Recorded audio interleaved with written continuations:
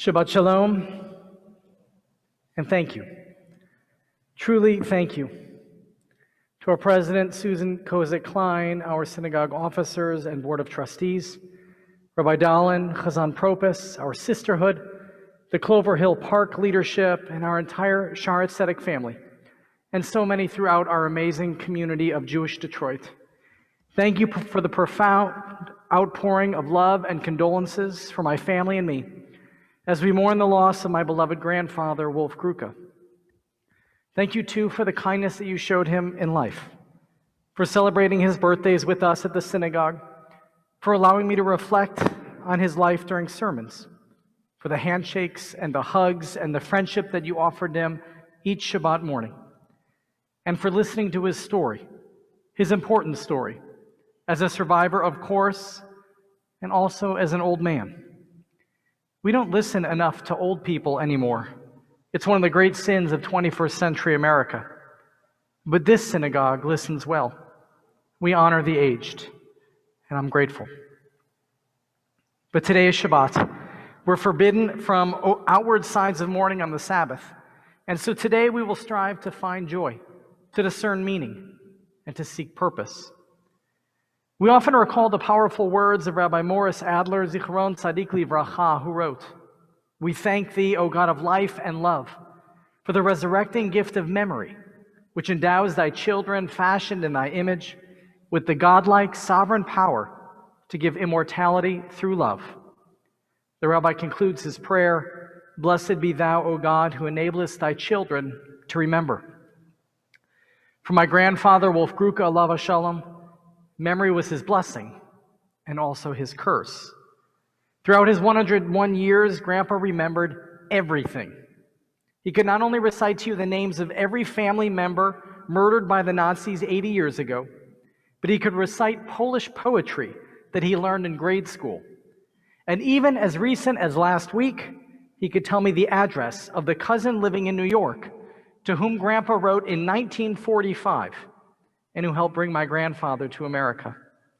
He remembered the love of his parents, and he could, until the very end, tell story after story of their kindness. And not just those ancient memories, but even at 101 years old, he remembered without hesitation the names of all his great-grandchildren, and he could even identify my voice over the telephone with the mere, "Hi, Grandpa." But it was that same gift of memory that also forced him to relive night after night the horrors of the Holocaust. Memories so difficult that he refused to share many of them out loud with us. Grandpa remembered attending before the war 2 different synagogues, and he remembered that on Kol Nidre night, the year that the Nazis were advancing on Poland, that not only were the women crying, and not only were the men crying, but even the walls were crying. Rabbi Adler was right in that the ability to remember does indeed grant to us humans the power to give immortality. When we live on through the memories of others, it is like we continue to be alive. Sometimes, though, and with all due respect to Rabbi Adler, when life has given us sadness and suffering, abuse and persecution, the ability to remember is also a shackle from which we pray for freedom.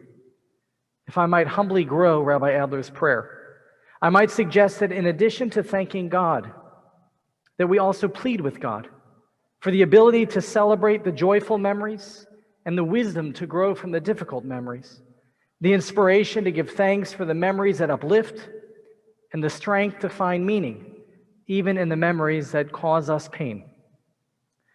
Though the Bible frequently tells us that God, like my grandfather, remembers everything and everyone, most of us humans are plagued with short and often inaccurate memories. As an antidote to the global human tendency to unwittingly forget the kindness shown to us by others, or to intentionally alter memories because of our hubris, we Jews are commanded to remember, and we Jews are also commanded to remind, sometimes as a basis for faith, and sometimes in order to express compassion for our friends and family within the Jewish community. We read in chapter after chapter that God freed us from slavery in order to remember that God is an active presence in this world, and that God's presence ensures us that we as individuals and we as a people are never alone. We're reminded, too, of God's compassion, especially for those who are sick and those who are mourning, as well as God's joy for those who are celebrating marriages and the arrival of new generations. Our memories of God's righteousness, compassion, and faithfulness should inspire our own acts of righteousness, compassion, and faithfulness. In addition to remembering that we Jews are in possession of a unique and special relationship with God, we're commanded 36 times in the Torah to remember that we were strangers in a strange land. In reminding us of our historical fragility, Jewish tradition demands that when we are powerful, we are forbidden from oppressing or even taking advantage of others who are weaker. That when we have all that we need, we provide to others who are without. In our faith and with our joy, we remember how it feels to suffer. And so we're commanded to give generously, to practice justice, and to show mercy. And sometimes we're commanded to remember our fragility so that we do not allow our fragility to lead to our demise. It is within that spirit today that we mark Shabbat Zachor. On this Sabbath that immediately precedes Purim, we read in our Maftir of the wicked Haman's evil ancestor Amalek, and how Amalek surprised our ancestors on their famished and weary journey through the wilderness and attacked us from the rear. In response to Amalek's cowardly violence, we are commanded to annihilate the tribe of Amalek forever. We read later in the Bible, as we did in our Haftarah, that the failure to follow this commandment to annihilate Amalek cost Saul his kingship. And as we're about to celebrate next week with Purim, how the failure to destroy the descendants of Amalek nearly caused the Jewish people of Persia their destruction. When we fail to adequately confront those who seek our destruction, we set us and our children up for danger. Zachor and lo tishkach, the Torah demands of us. Remember and never forget. My grandfather, the Holocaust survivor, made sure to point out how much of what he saw in recent years reminded him of what he saw with his own eyes in the years leading up to the Holocaust. The growing empowerment and emboldened rhetoric of the far right in America and around the world ought to strike fear into the heart of every Jew and of every decent human being as well. Let's be sure that never again means never again. Interestingly, our sages perceive the threat from Amalek not just in the form of physical violence against Jews. Several midrashim, both ancient and contemporary, suggest that the great sin that Amalek committed against us was not one of violence, but of temptation. The Torah tells us that Amalek hit us while we were famished and weary, which is to say, famished of Torah and weary of trusting in God. In other words, Amalek waged war against us by calling into question our mission and purpose as Jews, by challenging our faith, and by trying to destroy the bonds of peoplehood that keep us strong. In addition to the violent extremists who attack us with weapons and who spread anti-Semitic libels, the Amalek of today includes assimilation, low birth rate, anti-Zionism in general and BDS in particular, all of which are ideological threats to Judaism. Indeed, as we mark today Shabbat Zachor 5781, the Sabbath of Remembrance 2021, we are threatened by both kinds of Amalek. Jews and Judaism are at risk today. But though we are vulnerable, we are not victims. So it is, I believe, that we Jews are commanded not just lizkor, to remember. We are commanded lahaskir, to remind. We're told by Isaiah of our obligation to serve as Or LaGoyim, a light unto the nations. Through this prophet, we learn that it is our job to remind humanity of its sacred obligation to empower the weak, to care for the afflicted, to pursue justice, and to show compassion. We must teach the world to care for the other. Of course, no one likes reminders to be better and to do better. Children resent their parents for reminding them to do their homework or their chores.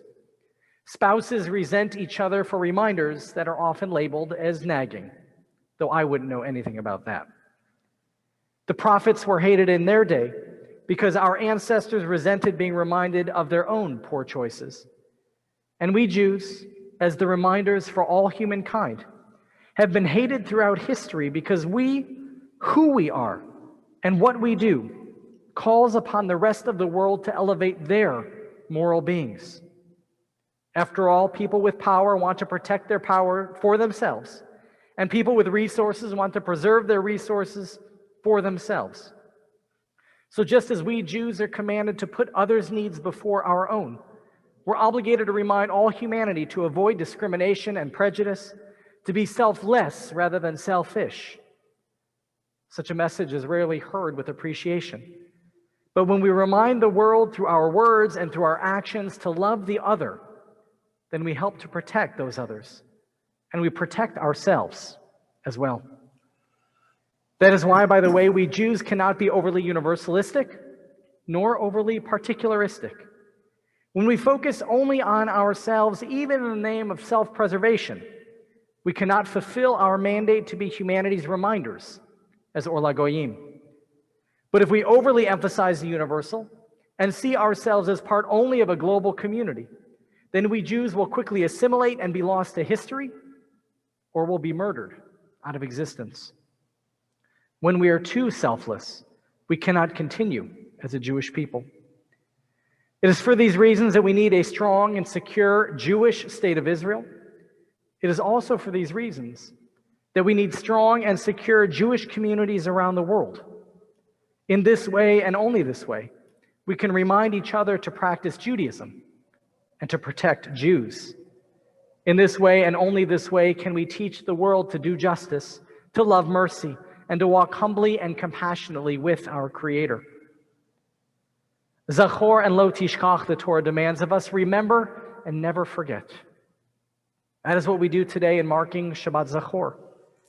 Remember and never forget is our jobs as Jews living after the Holocaust too. We remember that no one was around to protect us, and so we have to protect ourselves.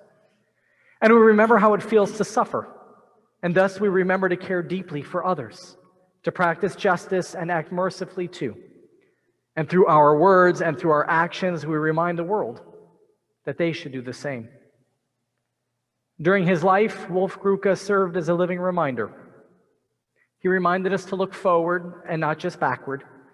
He reminded us that time is a blessing, and that time with family, friends, and community is the greatest gift of all.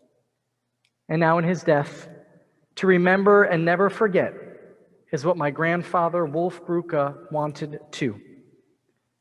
Over these last several years, whenever my grandfather would send my kids or me a birthday card, he included with it a letter asking simply that he be remembered. Isn't that, at the end of the day, what we all want? To gain immortality through the memories of our family and our community. Thank you again, my Shaarey Zedek family, for allowing me to remember my grandfather, Wolf Gruka, with you. When you remember him, when you remember all survivors, and when you remember your own loved ones, you grant them true immortality. So on this Shabbat Zachor and in memory of Wolf Gruka, I pray. We thank thee, O God of life and love, for the resurrecting gift of memory, which endows thy children fashioned in thy image with the godlike sovereign power to give immortality through love. Please, God, grant us also the ability to celebrate the joyful memories and the wisdom to grow from the difficult memories, the inspiration to give thanks for the memories that uplift, and the strength to find meaning, even in the memories that cause us pain. Blessed be thou, O God, who enablest thy children to remember and who commands us to remind. And let us say together, Amen, Amen. And Shabbat Shalom, and thank you.